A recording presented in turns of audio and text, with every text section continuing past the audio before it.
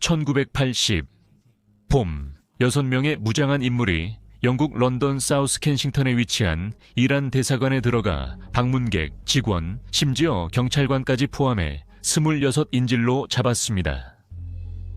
5일 동안 무장단체는 여러 가지 요구를 했지만 진전은 더뎠고 영국 당국은 인질들의 안전한 귀환을 위해 협상하는 데 더 관심이 있었습니다.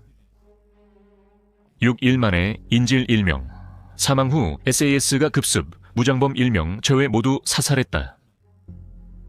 이 인질극은 AAS를 세상의 주목을 받게 했을 뿐만 아니라 영국 정부를 강화시키고 사건에 휘말렸던 여러 언론인들의 경력에도 도움이 되었습니다. 이것이 런던에서 벌어진 이란 대사관 인질극의 이야기입니다. 세계 전쟁에 오신 것을 환영합니다. 이란 대사관 인질극을 계획하고 실행한 6명의 남성은 모두 아랍 민족주의자 오웬 알리 모하메드가 이끄는 무장단체인 아라비스탄 해방 민주혁명 전선의 일원이었습니다. 1979, 1980 활동한 DRFLA는 석유가 풍부하여 이란의 부를 상당 부분 차지하는 쿠자스탄 주의 독립을 목표로 했습니다. 이 단체는 1979년 이란 혁명 이후 등장했으며 이 혁명으로 이란의 군주제가 전복되었고 당시 이라크에 사담 후세인이 지원했습니다. DRFLA 지도자 오웬 알리 모하메드에 따르면 대사관 공격은 이란 권력자 샤의 정체성 억압에 대한 반발로 촉발되었다. BBC가 들은 녹음 테이프에서 관련자 중 한 명은 자신이 혁명에 참여한 이유가 새로운 지도부가 샤와 그의 아버지에게 빼앗긴 자유를 되찾아줄 것이라는 희망 때문이었다고 말했습니다. 그러나 그는 새 지도자들이 권력을 잡자마자 국민들에게 한 약속들을 저버렸다는 것을 알게 되었다. 이 음모는 테헤란에서 미국 대사관 직원들과 방문객들이 인질로 잡혔던 유사한 사건에서 영감을 받았습니다. 아운 알리 모하메드는 이란 대사관, 인질극 당시 27, 그는 대학 시절부터 정치적으로 활동해왔으며 샤이의 비밀 경찰 사바크에게 감금되고 고문당한 상처 자국이 있다고 주장했습니다. 공격에 가담한 다른 인물들은 샤키르 압둘라 라딜, 모하메드의 부관, 그리고 마키 하눈, 데미르 모하메드 후세인, 샤키르 술탄 사이드, 파우지 바다위 네자드 등 4명의 총잡이였습니다. 파우지 바다위 네자드는 22, 유일하게 살아남았습니다. 이라크 여권을 사용해 무함마드는 1980 3월 30일 다른 3명과 함께 런던에 도착했습니다. 그들의 첫 번째 할 일은 공격을 준비하는 동안 머물 곳을 찾는 것이었고 결국 웨스트 런던 얼스코트에 있는 아파트를 임대하기 시작했습니다. 다음 며칠 동안 최대 12명의 남성이 그 집을 방문하며 하루 종일 수시로 드나들었습니다. 4월 30일 그들은 집주인에게 브리스트를 방문하러 일주일 동안 외출할 것이라고 알렸고 돌아온 후에는 다시 이라크로 떠날 예정이니 더 이상 아파트가 필요 없다고 말했습니다. 그들이 얼스코트 집에 마지막으로 있었던 날은 바로 그 아침이었다. 그들은 오전 9시 30분에 집을 나서 권총, 수류탄, 기관단총으로 무장했다. 무기가 어디에서 수집되었는지는 명확하지 않지만 소련제 확인은 이라크 외교 가방을 통해 밀반입된 것으로 추정됩니다. 2014년에 한 학술 연구에서는 대사관 점거 사건의 주범들이 이라크 정부에 의해 모집되고 훈련받았다고 결론 지었는데 이라크 정부는 이란-이라크 전쟁을 앞두고 여러 분리주의 운동을 지원하고 있었습니다. 6 구성된 그 그룹은 같은 날 오전 11:30 직전 이란 대사관에 도착했다.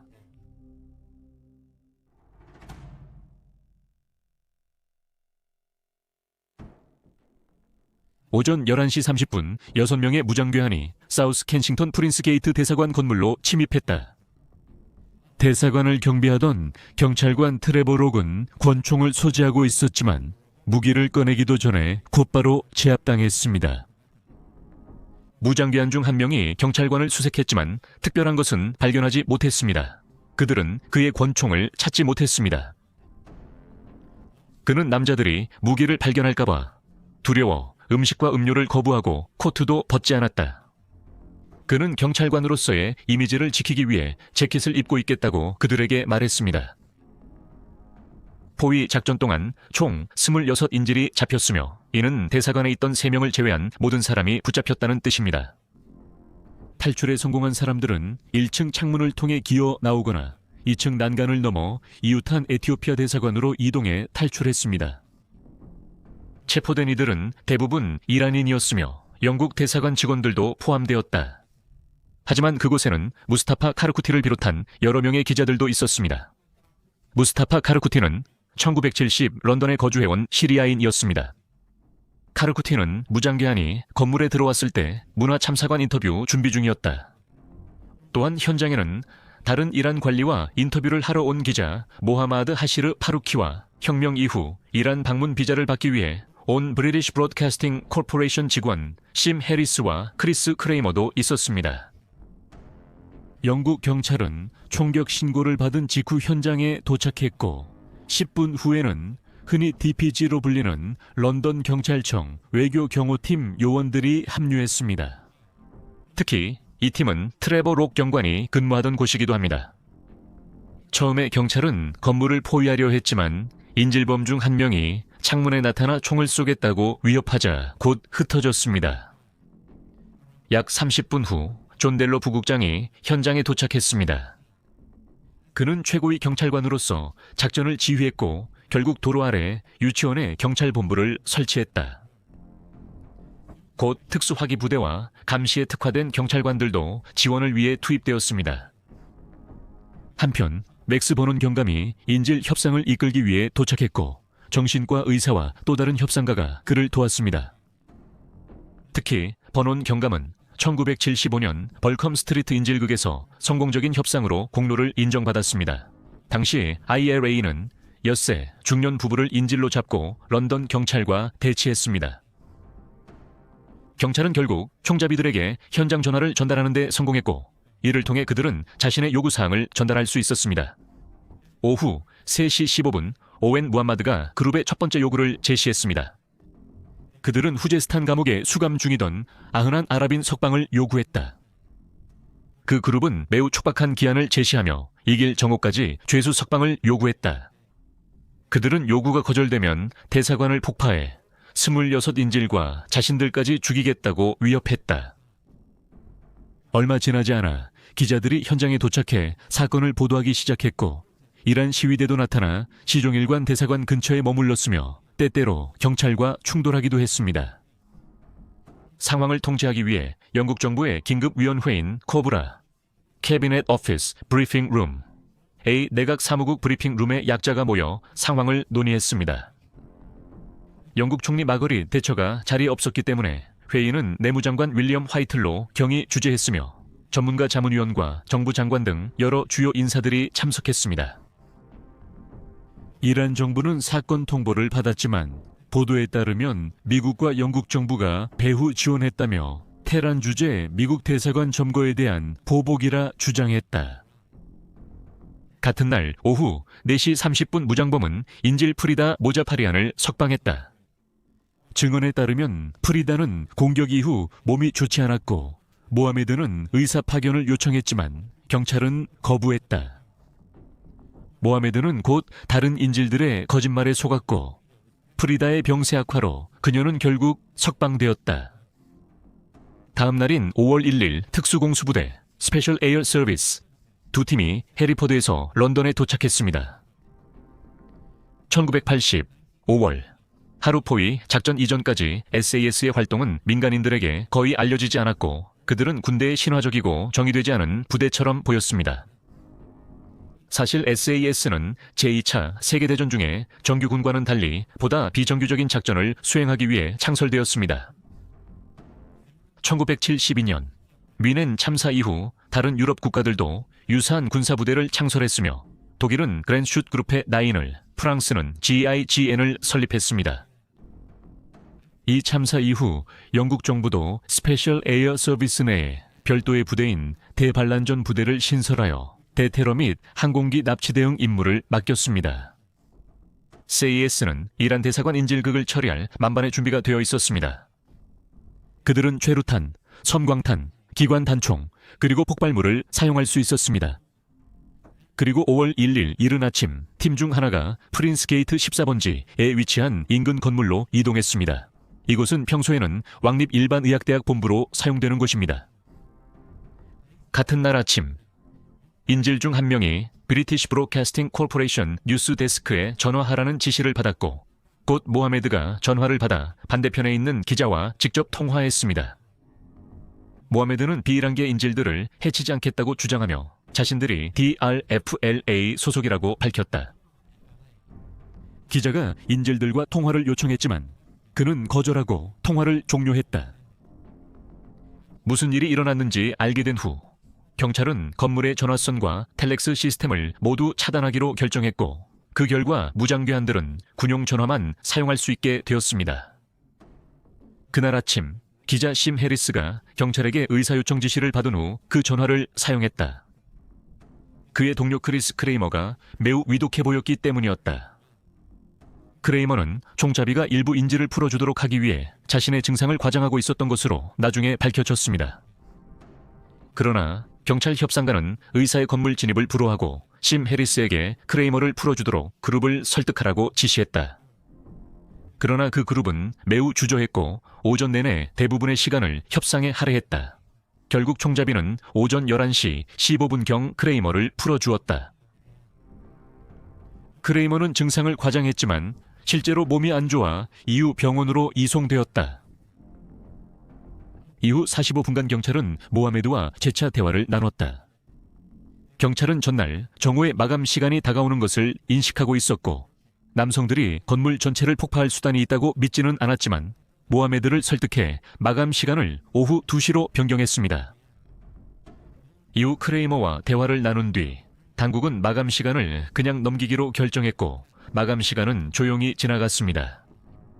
그날 오후 DRFLA에서 소식이 왔고 모하메드는 영국 언론이 이란 당국과 문제를 논의하는 성명을 방송하고 안전한 출국을 보장해 달라고 요구했습니다.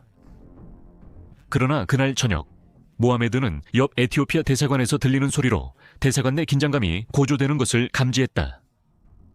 그가 PC록에게 그 소리가 무엇인지 밝히라고 요구하자 록은 건물의 오래된 벽 안에서 쥐들이 뛰어다니는 소리라고 말했습니다. 실제로는 기술자들이 도청 장치를 설치하기 위해 벽에 구멍을 뚫고 있었습니다. 정부는 모하메드의 의심을 덜기 위해 영국 가스 회사에 인근에서 가스관 수리를 가장한 굴착 작업을 지시했다. 그들은 소음으로 기술자들의 소리를 가리려 했지만 오히려 무장괴한들을 자극했다. 그래서 대신 코브라는 런던 히드로, 공항을 오가는 비행기들이 대사관 상공을 저고도로 비행하도록 조치했습니다. 포위 사흘째인 5월 2일 아침, 모하메드는 창문으로 다가와 자신들의 그룹이 텔렉스 시스템을 사용할 수 있게 해달라고 요구했습니다. 그는 문화 참사관 압둘파지 에자티를 죽이겠다고 주장했다. 하지만 경찰은 텔렉스 시스템 접근을 복구해주는 것을 거부했고 모하메드는 압둘을 창문에서 밀쳐내고 심 해리스를 아는 브리티시 브로드캐스팅 코퍼레이션 직원과 통화하게 해달라고 요구했습니다. 해리스의 상사인 토니 크랩이 당국에 의해 연락을 받고 현장으로 오게 되었습니다. 모하메드는 다시 한번 자신과 일행이 아랍 국가의 대사 3명이 주선하는 안전한 출국을 허락받을 것과 언론이 이들의 불만을 담은 성명을 방송할 것을 요구했습니다. 알제리, 요르단, 레바논, 시리아, 카타르, 쿠웨이트 등 여러 대사관에 연락해 대사들이 인질들과 대화할 의향이 있는지 문의했습니다. 요르단 대사는 즉시 거절했지만 다른 대사들은 본국과 상의가 필요하다 답했다. 그동안 BBC는 그 단체의 성명을 방송했지만 모하메드는 방송된 버전이 심하게 축약되고 부정확하다고 생각해 마음에 들지 않았습니다. 그날 늦게 경찰은 건물 관리인과 대화를 나누며 강철 보안문과 방탄 유리창 등 건물의 보안 조치에 대한 정보를 얻었습니다.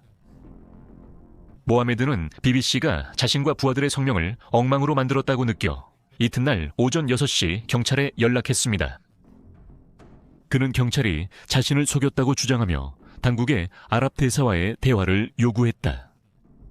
그들은 접촉한 국가들의 답변을 기다리고 있었고 이를 모하메드에게 전했다. 모하메드는 영국 당국이 지연 전술을 쓰고 있다고 생각했고 그들에게 이제 영국인 인질들이 마지막으로 풀려날 것이라고 말하며 그 이유는 자신에게 거짓말을 했기 때문이라고 했습니다. 그는 토니 크레브와 다시 통화하길 원한다며 요구가 받아들여지지 않으면 인질을 죽이겠다고 위협했다.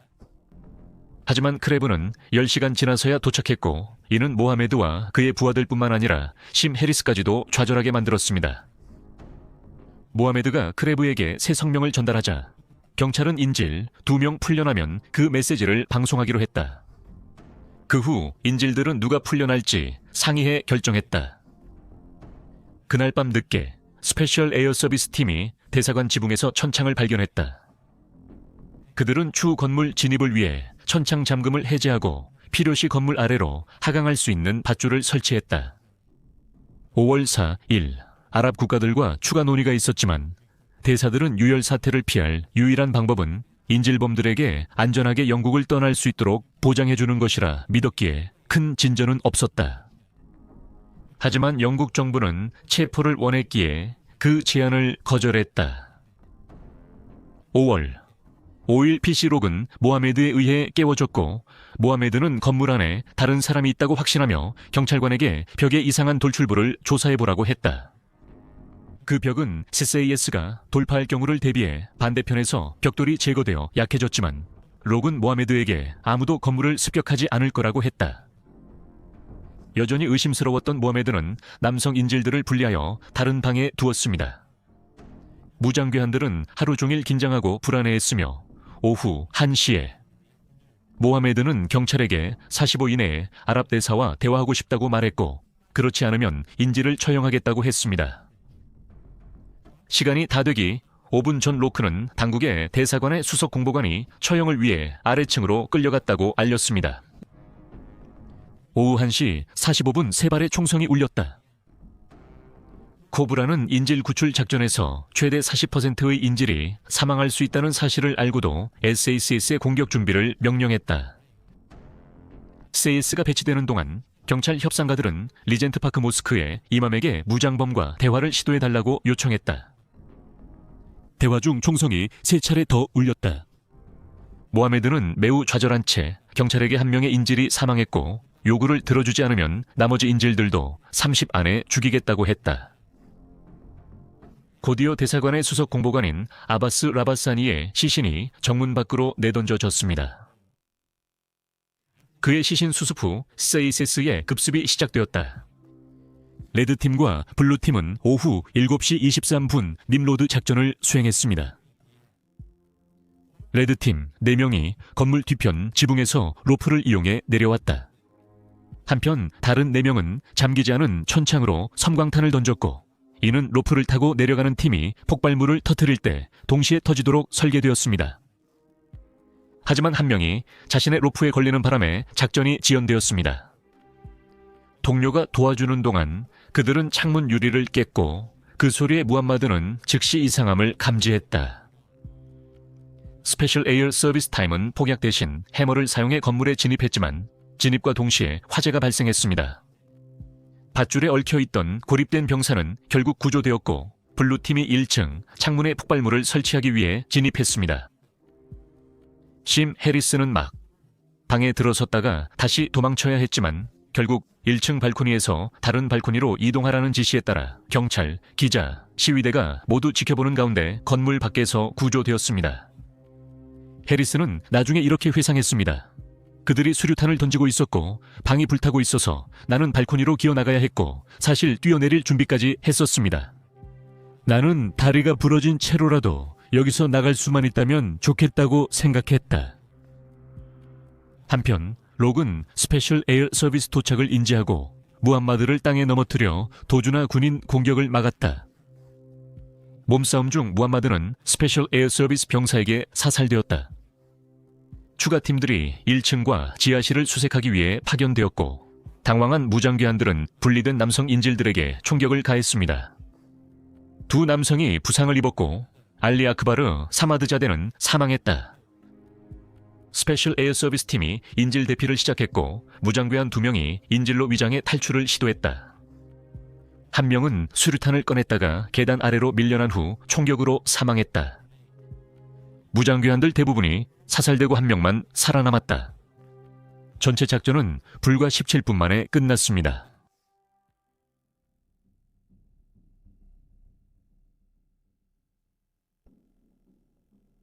파우지 바다위 네자드는 이란 대사관 인질극의 유일한 생존 무장괴한이었다.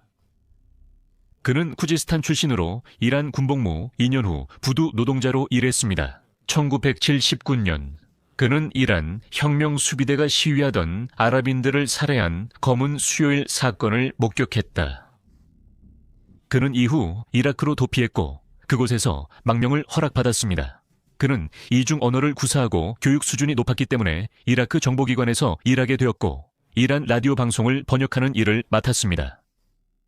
그는 곧 샬람체흐의 셰이크로부터 포위 작전에 참여하라는 권유를 받았는데 이 셰이크는 자신을 키르기스스탄 최대의 아랍 공동체인 아와지 아랍 정치운동의 수장이라고 소개했습니다. 1981년 1월 14일 네자드는 살인 공모, 불법 감금, 그리고 의도를 가지고 총기를 소지한 혐의로 법정에 출두했습니다. 그는 살인 혐의에 대해서는 무죄를 주장했지만 다른 혐의들에 대해서는 유죄를 인정했습니다. 그는 이후 신문 중에 이 계획이 이라크 당국의 지시에 따라 이루어졌으며 자신과 다른 무장범들은 영국 경찰과 군대가 가진 권력과 자원에 대해 잘못된 정보를 받았다고 주장했습니다. 저널리스트 무스타파 카르쿠티는 그 남성들이 준비가 부족하고 영국 당국에 대해 잘못된 정보를 가지고 있는 것처럼 보였다고 말했다.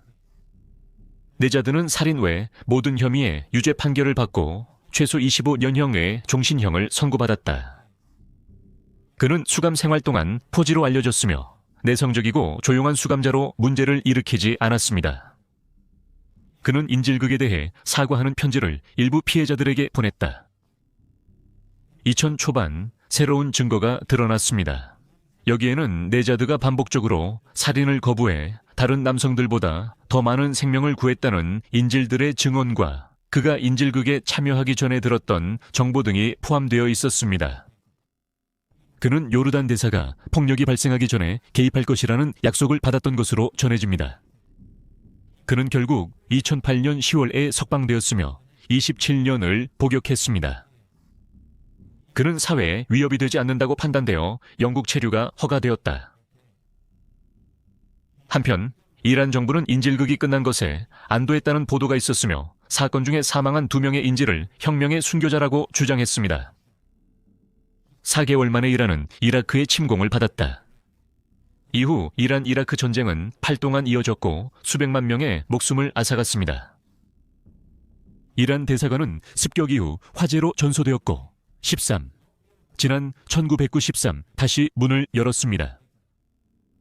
포위 사건 이후 수십 년간 이 사건을 다룬 수십 편의 소설, 텔레비전 프로그램, 영화가 제작되었습니다. 실제 이야기를 재구성한 작품과 이 사건에서 영감받은 허구 이야기들도 포함됩니다. 1983 제작된 액션맨 피규어는 건물을 습격한 스페셜 에어 서비스 대원들을 담게 만들어지기도 했습니다.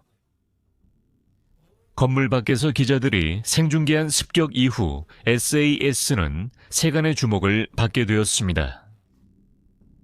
한때 SAS는 민간인들에게 모호한 존재로 여겨졌지만 이제는 뛰어난 문제 해결사이자 영웅으로 널리 인식되었습니다.